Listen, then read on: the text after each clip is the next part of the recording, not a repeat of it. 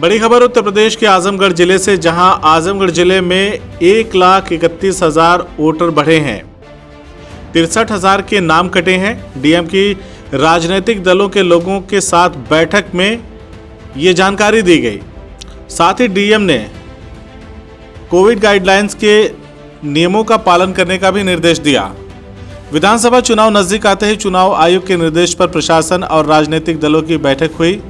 इस दौरान booth level पर सभी राजनीतिक दलों के अभिकर्ताओं की सूची जारी करने को कहा गया। इसके अलावा राजनीतिक दलों की जो भी आशंकाएं हैं उनके बारे में जाना गया। संवेदनशील बूथों को लेकर जो भी उनकी शिकायत होगी उस पर जांच के बाद निर्णय लिया जाएगा। वहीं कोरोना के बढ़ते मामलों के साथ गाइडलाइन भी जारी की जा रही है। आजमगढ़ कलेक्ट्रेट सभागार में समाजवादी पार्टी, भारतीय जनता पार्टी, कांग्रेस समेत अन्य दलों के प्रतिनिधियों ने प्रशासन के साथ बैठक की। सदर विधायक दुर्गा प्रसाद यादव के साथ ही अन्य पूर्व विधायक भी शामिल रहे। जिला निर्वाचन अधिकारी डीएम राजेश कुमार के साथ विचार विमर्श में चुनाव आयोग की तमाम गाइडलाइंस को रखा गया।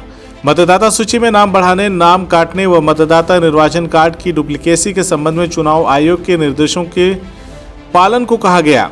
डीएम ने जानकारी दी कि अभी तक 1,99,956 फॉर्म पर निर्णय लिया गया है, जिसमें 1,31,076 वोटर बढ़े हैं, जबकि 63,323 मतदाताओं के नाम मृतक होने या डुप्लीकेसी के चलते कटे हैं। यह भी जानकारी दी गई कि तमाम राजनीतिक दलों की जनसभा, रोड शो व अन्य कार्यक्रम हो रहे हैं।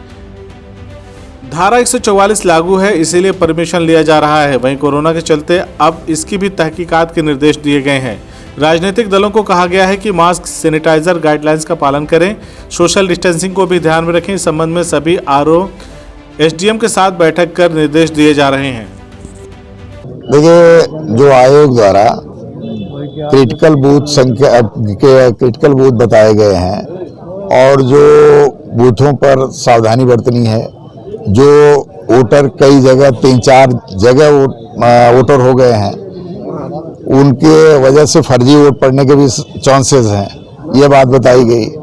दूसरा यह है कि जगह जगह तमाम ऐसे लोग हैं, दबंग लोग हैं, जो बूथों पर कमज़ोर वर्ग के लोगों को धमकाते हैं। इस बारे में भी जानकारी उनको दी गई और वह हम लोग पूरी संख्या देंगे कि कहाँ कहाँ ये लोग धमकाने का काम करते हैं, कहाँ इस तरह की बात करते हैं, क्योंकि इस सरकार में उन बूथों को ये लोग क्रिटिकल बना रहे हैं जो सपा के समर्थित हैं। जो भाजपा से समर्थित बूथ हैं उनको प्रशासन क्रिटिकल नहीं बना रहा है। इस बात की शिकायत की गई, हम लोग लिख करके इस बात को देंगे।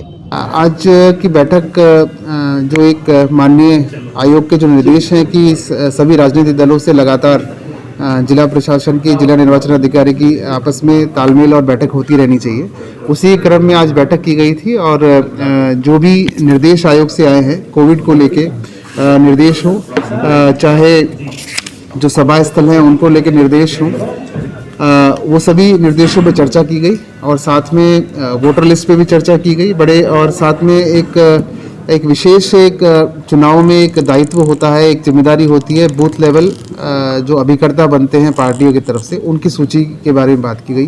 कुछ राजनीतिक दलों की सूची प्राप्त हो गई, कुछ की नहीं हुई है।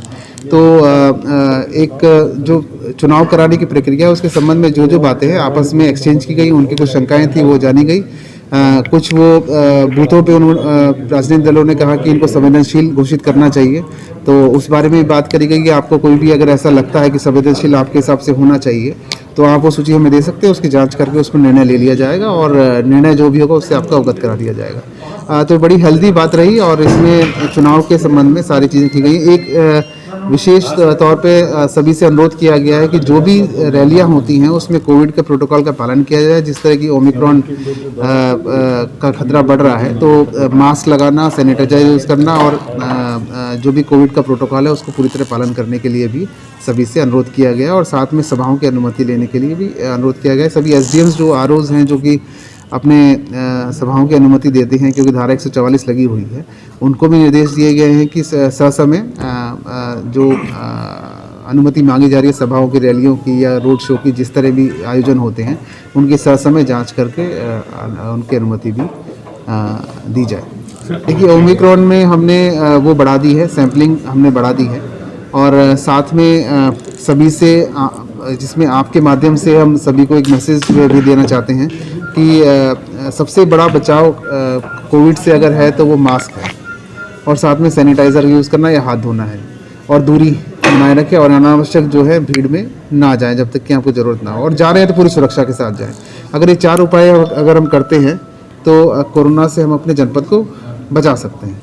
तो यही आपके माध्यम से सभी जनता से हमारा अनुरोध है कि कोविड के प्रोटोकॉल का पालन करें, जिससे कि हम आजमगढ़ जनपद को कोविड से CIB इंडिया न्यूज की सभी खबरों को देखने के लिए लाल रंग की बटन को दबाकर चैनल को सब्सक्राइब जरूर करें, घंटी जरूर दबाएं ताकि हमारी सभी खबरों के नोटिफिकेशंस आप तक पहुंचते रहें।